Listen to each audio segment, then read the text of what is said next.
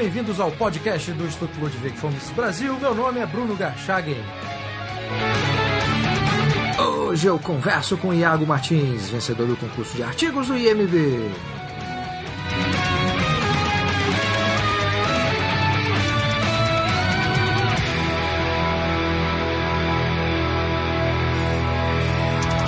Seja muito bem-vindo, Iago Martins. Opa, uma alegria estar aqui.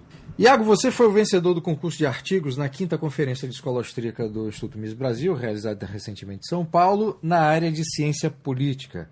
O seu artigo vencedor era uma tentativa de mostrar como o socialismo, ou os socialismos, no plural, como você destacou no seu texto, pretendeu ser um substituto da religião ao instrumentalizar certos elementos da escatologia religiosa. Então, eu queria começar essa conversa com você, Iago, te perguntando como é que isso foi feito, como é que o socialismo se apropria de elementos da religião e incorpora isso à ideologia? Eu acredito que, principalmente nessa área da escatologia é um termo teológico, da teologia sistemática, que fala sobre a doutrina das últimas coisas, vem da palavra grega scaton, que é último, que é final.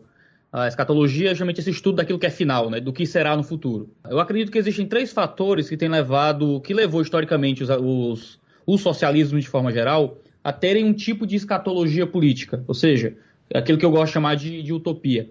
Talvez a gente tenha um tempo melhor para definir utopia depois, mas existem 3 coisas que para mim fazem isso. Eu acredito que primeiro há um aspecto histórico. Quando, após o iluminismo francês, a gente começou a criar certos movimentos políticos, que muitos deles foram desembocados no que a gente chama hoje de socialismo, esses movimentos políticos eles surgiram dentro de um contexto em que o cristianismo tinha dado um telos para a história. Dentro do contexto social daquela época, muitos milenaristas, pessoas que acreditavam na doutrina de que haveria um reino milenar instituído na Terra, eles tinham colocado nas consciências dos indivíduos que a história tinha um propósito, que a história rumava para um fim.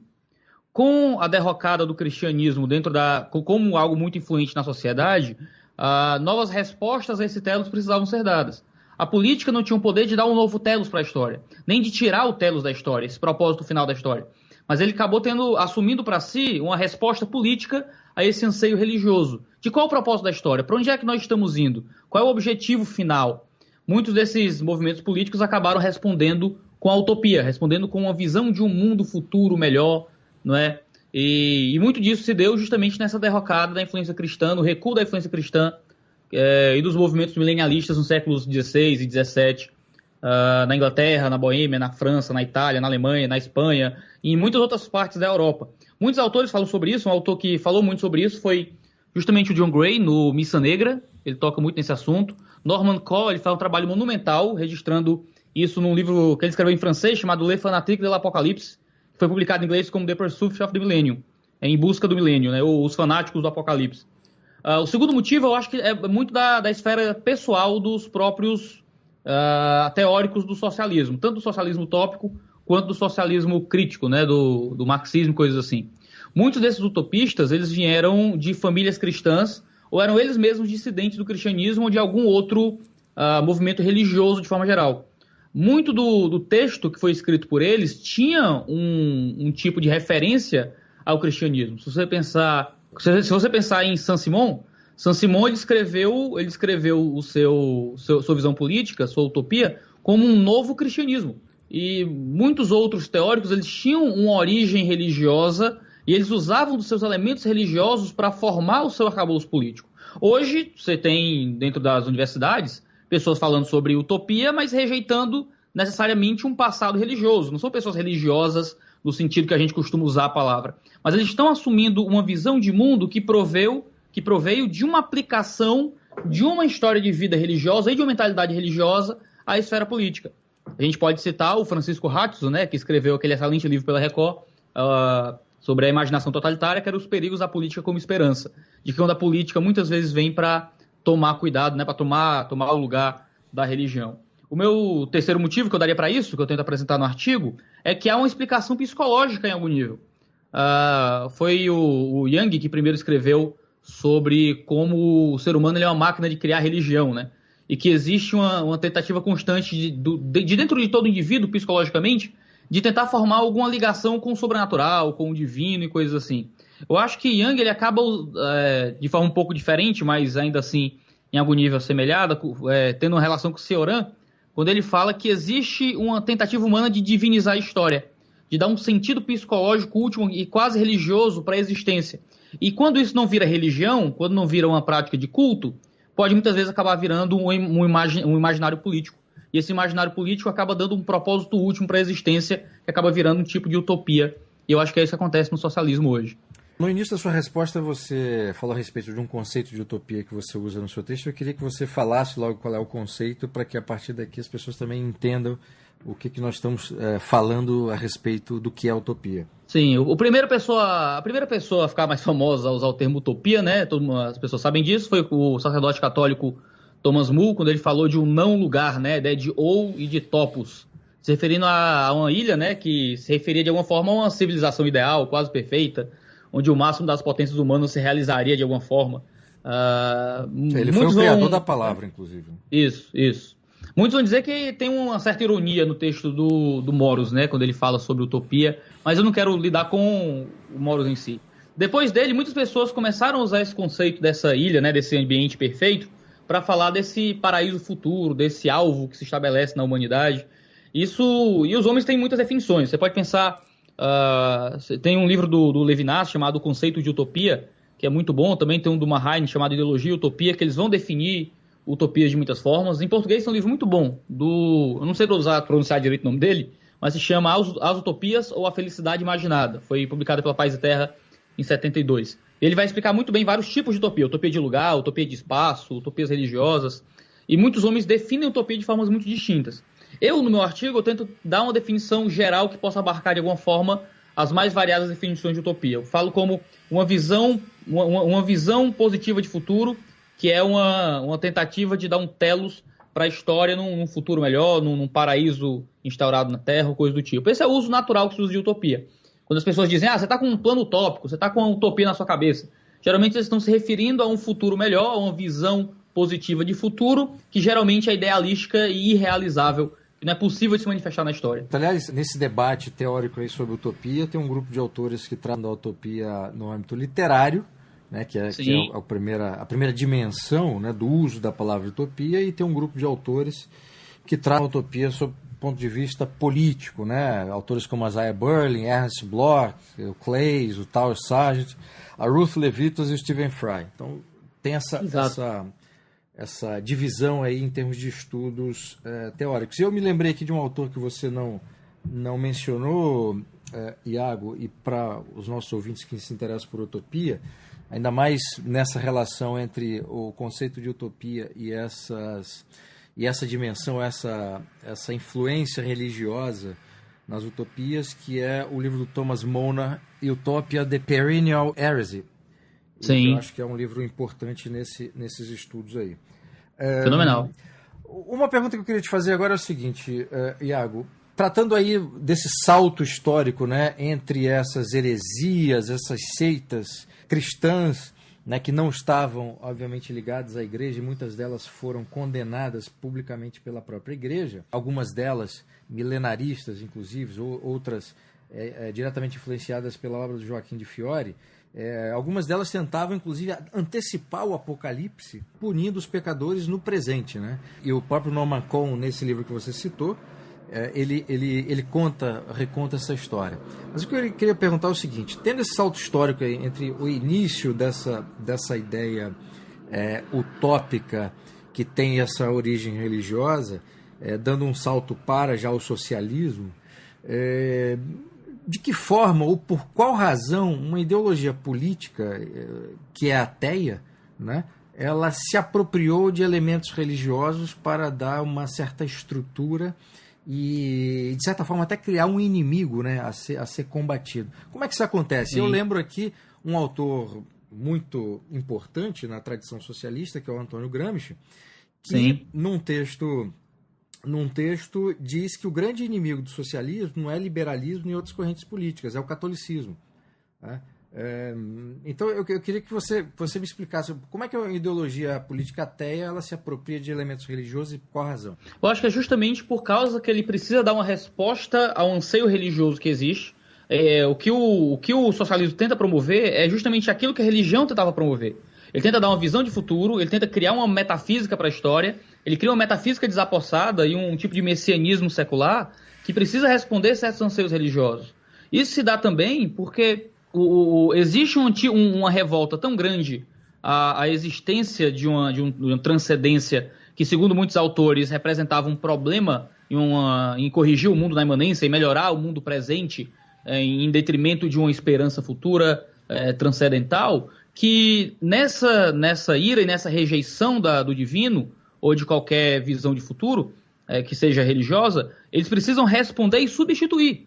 Não adiantava nada criticar a religião e não fornecer um substituto social a ela. Se você prestar atenção Marx nunca fez uma descrição clara do que seria o seu ideal socialista, né, seu ideal comunista, no fim das contas.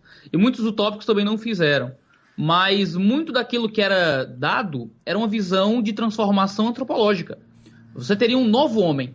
Você teria a possibilidade de ter uma voz mais melodiosa. Você não teria mais problema de flatulência, né? Dizia Paul Fourier, se não me engano. Você tem uma série de descrições sobre o que seria o futuro que representam respostas àquilo que a religião respondia.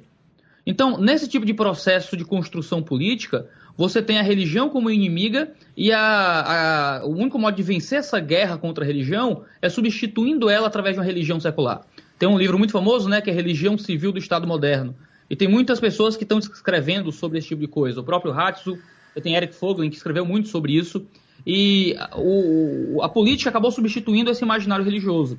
Isso afeta vários aspectos da existência e a visão de futuro é uma delas. Ainda que se rejeite a existência de um divino, muitas vezes se acredita na possibilidade de uma transformação última do homem, numa redenção cósmica através de uma transformação do imaginário político. Se você pensar no marxismo popular de universidades hoje em dia, tem aqui no Ceará uma professora universitária de uma faculdade pública, obviamente, que diz que quando o ideal comunista se der, não existirá mais pecado, não existirá mais crime, não existirá mais inveja, e o homem vai sanar todas as suas questões internas, né? E é uma resposta de redenção universal. É uma resposta religiosa que eu acho que nesse vácuo de autoridade, de mito fundador e de propósito para a história, que fica no coração dos homens quando eles rejeitam a religião, quer seja por causa que nós vivemos em uma comunidade histórica muito religiosa, seja por causa que o homem é um homo religioso em algum sentido, que há essa necessidade de dar uma resposta e a política acaba sendo a melhor resposta para esse tipo de coisa, nesse tipo de contexto. Aliás, essa ideia de substituir a religião pela razão é uma influência direta do iluminismo francês, né? Exatamente. Quer dizer, o socialismo acaba sendo uma ideologia que se apropriou de várias teses revolucionárias que foram criadas ao longo da história, né? Sim. Isso não é coisa que a gente está inventando, né? O Mannheim, por exemplo, ele já falava que a utopia ela não se deixa encerrar na esfera do político, porque a utopia se assemelha à religião, né? O Eric Voegelin, né, já falava da famosa imanentização falaciosa do escatom, né, quando se referia a esse desejo político de imanentizar o escatológico, de trazer para cá aquilo que seria futuro. Muitos autores até falam de uma utopia que tem que mover a ação, né, de um horizonte utópico que tem que mover a existência presente em busca desse horizonte. E talvez essa seja uma grande diferença entre a escatologia e a utopia, da escatologia religiosa e da utopia política, porque a escatologia religiosa geralmente dá uma visão de futuro que não cobra uma busca por concretizá-lo. O indivíduo não vai trazer o reino de Deus, o indivíduo não traria a volta de Cristo ou qualquer outra utopia religiosa que você colocar. Isso é algo que acontecerá através de um ato divino e transcendente. Ainda que a utopia traga algum tipo de ato, né, cobre algum tipo de ato presente, não é um ato de instauração do futuro e de justificação da violência para instaurar esse futuro. Enquanto a utopia política ela tem esse aspecto. A utopia ela te move para um ato na realidade que é justificado ética e moralmente por causa da utopia. Então essa visão de futuro justifica muitas vezes barbárie, a tomada de meio de produção, guerras as mais variadas, morte de membros da comunidade nacional. E isso é uma coisa que é muito séria nesse uso religioso, né, da política. Perfeito. Aliás, o próprio Eric Voegelin que você citou tem um ensaio sobre as religiões políticas que já mais tarde ele vai questionar o próprio uso que ele fez da palavra religião, porque ele achava que era inadequada para descrever aquele fenômeno específico, porque a palavra religião, por ter um conceito e uma história própria, ao ser aplicada numa dimensão política e ideológica, ela seria de alguma forma corrompida e não daria o sentido que ele gostaria de dar. Mas, enfim, o fato é que ele tem um ensaio chamado Religiões Políticas, que tenta contribuir de alguma forma para essa discussão. É um autor que nós não citamos aqui, mas eu acho que é fundamental para entender essa ideia essa ideia revolucionária e também das utopias, né? O professor Olavo de Carvalho, que escreveu muito sobre mentalidade revolucionária, sobre mente revolucionária, e apresentou muitos, ou quase todos os autores que nós estamos conversando aqui, Iago. O Norman Cohn, o Thomas Mona. A minha dissertação de mestrado foi sobre utopias políticas e eu fui um grande beneficiário dos textos que ele escreveu e as aulas que ele proferiu. E tem uma coisa no seu artigo, uma parte do seu artigo que você fala dessa tentativa dos socialismos converter o absurdo em lógico, a mentira em verdade e assim por diante, que é uma coisa que o professor Olavo já dizia sobre a mentalidade revolucionária. O que eu queria te perguntar é o seguinte: qual é a função, de acordo com o artigo que você fez, qual é a função política dessa inversão que os socialistas fazem de vários elementos que são importantes na vida em sociedade, né? A começar pela verdade. Exatamente. É complicado porque aqui a gente vai acabar entrando numa esfera que algumas pessoas não religiosas podem não gostar, mas eu tenho amigos de pós-graduação no Instituto, não é? E eles dizem que, olha, eu não acredito em Deus, mas eu acredito na igreja, né? Eu não acredito numa transcendência, eu sou ateu, mas eu acredito na função social da religião, né? Coisas assim. Acaba que existe quando não existe religião, quando há um vácuo religioso e dos valores religiosos que surgem na sociedade, acaba que os homens procuram substitutos para isso. O substituto disso muitas vezes se torna uma ideologia política, uma militância política, um cenário político. E muitas vezes a política ela vai dar ao homem certas coisas que a religião normalmente daria. Então vai dar um senso de valor, vai dar um senso de propósito, vai fornecer um senso de comunidade, vai dar um objetivo comum, vai dar um telos para a existência, vai dar uma militância quase evangelística, não é? Vai dar uma visão de salvação da alma. Então, muitas vezes, o militante político, ele é uma pessoa que, se você sentar com ele para discutir política, você já fracassou no seu debate. Se você tenta convencê-lo através de argumentos econômicos, você já não consegue mais. Porque você está fora da esfera daquilo que preenche o imaginário da pessoa. Porque discutir economia com ela não é tentar convencê-la de alguma noção a respeito do mercado, da transmissão do conhecimento da sociedade. Convencê-la sobre política é dar para ela um outro senso de pertencimento. Discutir com ela sobre política é dar para ela um outro telos para a história, um outro propósito para a existência humana. Tentar convencê-la de que todo o esforço evangelístico político dela anteriormente foi em vão. Então, quando você senta com uma pessoa para discutir só economia, você está perdendo todo o arcabouço do imaginário político que já tomou conta da alma da pessoa. Deixa de ser uma questão política para se tornar uma questão do interior, da alma, de propósito. Então a gente muitas vezes não consegue ver isso. Às vezes a gente discute política e pensa em política como um pequeno fragmento da existência, muitas vezes, quando os outros fragmentos da existência não estão bem preenchidos por outros fatores, sejam fatores familiares, seja fatores religiosos, como no caso do que a gente está discutindo aqui, esse fragmento político acaba se sobressaindo como uma massa de torta, ele é esticado e engloba toda a vida do indivíduo. Você percebe pessoas que vivem por causa de sua militância política, morrem e matam, se preciso forem, por causa de interesses ideológicos. E isso é uma coisa que muitas vezes está atrelada à religião. Não é? Por isso que muitas vezes a religião ela é tomada de assalto por movimentos políticos, para conseguir justificar aquilo que eles têm e querem fazer e desejam fazer nesse ímpeto utópico. Tem um elemento importante nesse vínculo, né, ou nesse compromisso que existe entre o indivíduo e a ideologia, Iago, e isso está muito bem explicado no livro O Fim do Compromisso, do professor Paul Hollander, que Sim. O argumento central é basicamente o seguinte: as pessoas que estão ligadas, vinculadas a uma religião, a uma ideologia socialista, comunista, etc., essas pessoas não têm não é uma simples adesão racional com um projeto ou uma ideia política que para elas faça sentido. Essas pessoas estabelecem um vínculo que é quase religioso, não é? E está dentro daquilo que você acabou de dizer. Por isso, segundo o professor Paul Hollander, essas pessoas não conseguem ou não estão abertas para serem convencidas por qualquer argumento racional, seja de ordem econômica, política ou social. Para essas pessoas romperem com o compromisso ideológico, elas têm que sofrer algum tipo de desilusão, algum tipo de rompimento psicológico, porque senão não acontece, né? E nesse livro ele vai dando vários exemplos, apresentando vários exemplos em todos os países comunistas de como que determinadas pessoas romperam com esse compromisso. Mas um aspecto da sua resposta que eu queria perguntar é o seguinte,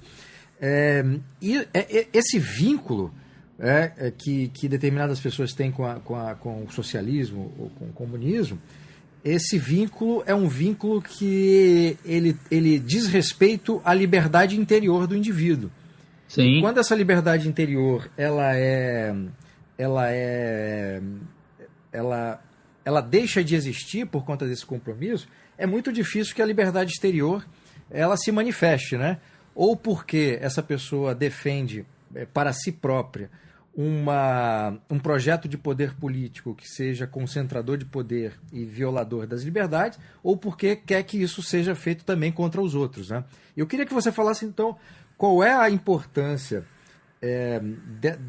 desse tipo de assunto, desse tipo de discussão, para nós analisarmos essa questão primeira, que é a liberdade interior do indivíduo. Sim, a gente muitas vezes, quando fala a respeito de liberdade, né? A gente está num podcast liberal, eu sou um liberal, acaba que a gente muitas vezes é muito reducionista. A gente pega os conceitos do Isaiah Berlin, liberdade positiva, negativa, isso, aquilo outro, mas muitas vezes a gente não consegue entender que só liberdade não é o suficiente para construir uma sociedade melhor, né? Um mundo mais justo, mais livre. Às vezes existe uma liberdade interior que não corresponde à liberdade exterior. Eu costumo dizer para o pessoal do grupo de estudo que eu coordeno a respeito de ciência política, coisas assim, onde é que existia mais liberdade econômica, né? Nos índios aqui do Brasil ou em Portugal, né? Em Portugal eles tinham rei, em Portugal eles tinham imposto. Os índios do Brasil não tinham imposto, não tinha rei, né? Mas as caravelas eram de lá para cá e não o contrário. Por quê? Porque existem questões interiores que muitas vezes se relacionam com questões interiores e que muitas vezes não fazem com que a liberdade seja potencializada para que haja mais produção, haja um crescimento, haja um mundo melhor. Muitas vezes só liberdade quando você não tem o governo, de alguma forma, lhe impedindo de fazer empresas, lhe impedindo de melhorar no seu trabalho e tal, você tem o cavalo sendo tirado do claustro, você abriu a porteira. Às vezes a gente acha que toda cultura, toda sociedade é um cavalo em disparada, amarrado pelas garras do Estado. Mas às vezes o cavalo está dormindo, né? E o que eu quero dizer com isso? Que muitas vezes a gente, quando fala a respeito de transformação social, de melhoria da sociedade, de liberdades econômicas, a gente ignora que existem aspectos interiores ao ser humano que precisam ser considerados. Você pode ter uma cultura religiosa, uma cultura moral, um tipo de propósito para a vida que as pessoas assumiram para si, que muitas vezes não vão fazer uso de uma liberdade exterior, de uma liberdade civil, para melhorar a sociedade. Às vezes as coisas podem piorar, por que não? Você não tem como prever um ambiente tão complexo como a liberdade humana, e como o coração humano, e como o ser humano. Às vezes os homens eles estão escravizados internamente a fatores que muitas vezes a gente desconhece, porque o ser humano é complexo. Fatores religiosos, fatores pessoais, fatores de imaginário moral, né? E muitas vezes a gente não sabe como responder bem a isso. Eu acho que é importante estudar esses assuntos, ver a questão da utopia, ver como o imaginário civil a respeito de política vira um substituto de religião, no caso eu estudo mais apropriadamente a utopia. Olhar para todas essas coisas nos ajuda a ter uma visão mais madura a respeito das complexidades da política humana, do coração do indivíduo e de como ele se relaciona com a sociedade. E a gente tem que considerar também que tem uma parcela da sociedade que está disposta a abrir mão da própria liberdade em nome de outras coisas, né? Claro. Eu coloco a utopia como propósito acima de tudo. E eu não estou falando nem nesse aspecto da utopia. Quer dizer, um exemplo concreto que me vem à cabeça é o seguinte. Nós temos a Singapura, que já há muito tempo está lá liderando os índices de liberdade econômica da Heritage Foundation, e é um país que, do ponto de vista político, há uma concentração de poder e aquilo não é um regime propriamente liberal, embora haja ali os elementos democráticos como voto, etc. Mas é o mesmo grupo que está no poder lá desde quando aquilo era mesmo formalmente uma ditadura. E tem gente de dentro do país e de fora do país que preferem viver num lugar onde há essa concentração de poder, e essa concentração de poder leva, por exemplo, a outros elementos como segurança pública, etc.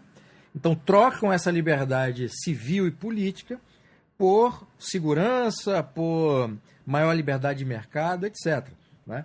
Sim, sim. Eu lembro de conversar com um pastor romeno que viveu o período da ditadura comunista lá. Sofreu muita perseguição religiosa, derrubaram a parede da casa dele várias vezes porque haviam cultos cristãos ali. E ele conta, eu perguntei para ele, né, o que é que... Existia alguma coisa de boa no comunismo, né?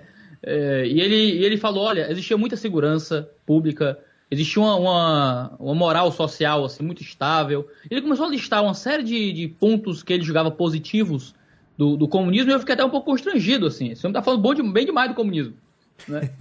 E depois eu fui perguntar assim, mas no Brasil a gente tem muita gente que gostaria de implantar esse sistema e tal. Ele, não, pelo amor de Deus, não, né? É terrível e tal. Mas veja só, até o homem que sofreu, foi preso no período do comunismo na Romênia, passou mal um pouco enquanto contava algumas histórias pra gente, conseguia interpretar certas benesses naquela visão de mundo, né? Naquele tipo de configuração social, que talvez algumas pessoas, por julgarem aqueles valores mais elevados, possam gostar, né? Ter mais segurança, ter uma moral pública melhor e coisas assim. O problema é que justamente a utopia acaba justificando barbárie, né? Acaba justificando muitos desagravos na vida civil. Eu gosto de dizer o seguinte, as pessoas sempre gostam de ver a utopia como um horizonte, né? A utopia nunca vai chegar, talvez. Alguns acham que vai chegar, mas outros dizem que não vai chegar. A utopia é um horizonte utópico. Ela é uma utopia a conquistar, mas nunca chegaremos nela. Mas o bom é que, aquela frase que atribuem a Shakespeare, né? A gente mira nas estrelas para tentar chegar o mais perto possível delas. Só que a utopia ela não é um crescimento estável à melhora. O que acontece muitas vezes é que a utopia ela conclama sofrimentos e sacrifícios presentes pela sua instauração. Então, nessa tentativa de sacrificar coisas presentes em prol de alcançar um possível melhor futuro, mata-se, não é? Sacrifica-se em termos de liberdades, às vezes, e quando muitas vezes isso é uma tentativa de instaurar um paraíso futuro que nunca chegará. E aquilo que justifica o sacrifício presente, não é, como não existe, o sacrifício presente é só mais um sacrifício vão, que de forma alguma melhora as coisas na sociedade. É o que você encontra muitas vezes na União Soviética, né, na China comunista, na Coreia do Norte, Cuba. Você tem contextos em que muitas vezes cobra-se um sacrifício, políticas de austeridade, com promessas de um futuro onde tudo será melhor, como dizia Gramsci, né? Que tudo será mais belo. Quando na verdade o que você tem é dor e sofrimento na população. E a elite que está no poder liderando a revolução, ela nunca é afetada por isso, né? Nunca.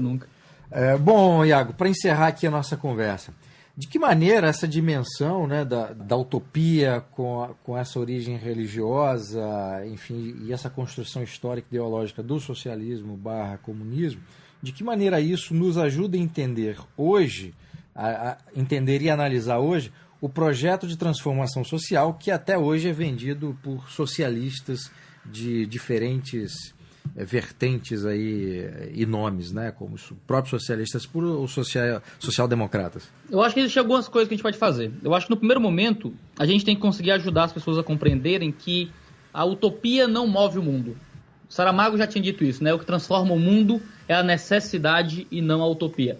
O que faz o mundo melhorar, o que leva os homens a progredir, é a ação humana, é o interesse por uma vida melhor, é o auto-interesse, como disse Smith, a respeito de buscar uma vida um pouco mais saudável e confortável para si. A gente tem que mostrar para os homens que esse sonho quase religioso de criar uma nova humanidade, que há um progresso para isso não existe. Isso é uma coisa que não se justifica na realidade e que não vai continuar, que não vai funcionar, porque nunca funcionou. A gente tem que lembrar do slogan usado por Margaret Thatcher nos anos 80 para falar da globalização e da sociedade de mercado, né? There is no alternative, né? Quais são as alternativas à realidade? Quais são as coisas possíveis de fazer? O utópico, ele quer acabar com a existência vigente para criar uma nova realidade. Enquanto eu acredito que um homem de mente sã e que coloca a política dentro da sua esfera e que talvez se vacine contra esse tipo de coisa, tendo um imaginário religioso diferente do seu imaginário político, né? Conseguindo mostrar que a gente tem que reformar a história, a gente tem que melhorar a sociedade, a gente tem que aproveitar e conservar aquilo que é bom e que é justo e fazendo transformações graduais e testadas e cada vez mais controladas do mundo presente. Eu gosto da ideia de política da prudência, né? A gente construiu uma sociedade, a gente construiu valores, a gente construiu uma civilização, e isso é muito valioso, isso é muito caro pra gente. Noções e instituições e compreensões que, para serem construídas, demorou milênios, mas para serem destruídas pode demorar algumas décadas. E a gente encontra isso hoje na sociedade. A utopia, ela quer destruir tudo para construir tudo do zero, muitas vezes. Ela quer destruir o tempo presente para trazer um novo mundo, não é quase com um milênio político instaurado na Terra. A gente tem que entender que o que a gente está aqui para fazer na realidade é uma reforma, são melhorias, são construções. Se você explode a sua casa com você morando dentro, você provavelmente vai ficar com alguns detritos no corpo, você vai se machucar, você não vai ter onde morar. Mas se você já mora na casa, você tem que ir construindo e derrubando paredes uma por uma para construir uma coisa melhor. Eu acho que o imaginário religioso nos ajuda a nos prevenir disso. Mas ainda aqueles que não têm um imaginário religioso, uma escatologia religiosa, ao invés de uma escatologia política, eles podem assumir esse tipo de visão de mundo, fazer uso de uma percepção um pouco mais segura da história, um pouco menos sonhadora da história, e poder entender que a utopia não muda o mundo, um telos político não resolve as coisas, o que transforma a existência humana é justamente a necessidade, é justamente a caridade privada, é o autointeresse, é a inovação e não visões socialistas de um futuro melhor que ninguém nunca viu chegar. E nessa dimensão aí, aqueles ouvintes que gostam muito dessa ideia do mercado e tal, estavam à espera de que nós falássemos um pouco da ideia da parte econômica, todos os estudos que foram feitos em países que têm liberdade econômica, que tiveram prosperidade, mostram que, no fundo, um mercado benéfico, ele parte de uma sociedade virtuosa, um conjunto de virtudes que permitiu que o mercado florescesse de forma próspera em vários países. E eu lembro aqui dois livros, duas importantes autoras, que é a Gertrude Himmelfarb, quando ela fala dos iluminismos no livro Os Caminhos para a Modernidade, que é o papel das virtudes, né, nas sociedades, em sociedades como a inglesa e a americana, foram fundamentais, ou quer dizer, o papel foi fundamental para a construção de uma economia de mercado. E a Deirdre McCloskey, com os seus livros sobre as virtudes burguesas, que ela mostra justamente que foram as virtudes burguesas que permitiram que a Europa desse o salto, né, econômico e de prosperidade, mas a partir de virtudes construídas dentro da sociedade. Sim, eu indicaria também um artigo do Marx Dupin, chamado As Virtudes do Livre Mercado, The Virtues of Free Markets. É um texto fenomenal sobre como o livre mercado é moralmente superior, né? E essa questão moral às vezes a gente ignora, né?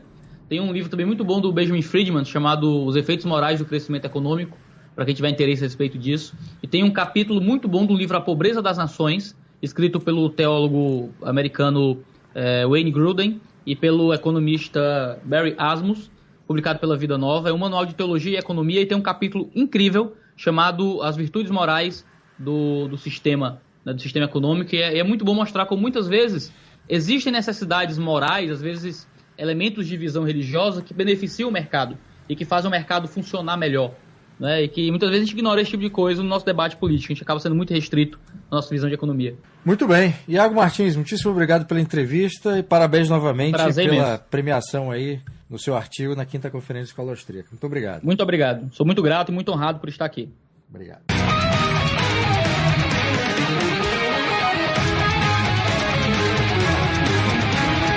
Este foi o podcast do Instituto Ludwig von Mises Brasil. Meu nome é Bruno Garchagen.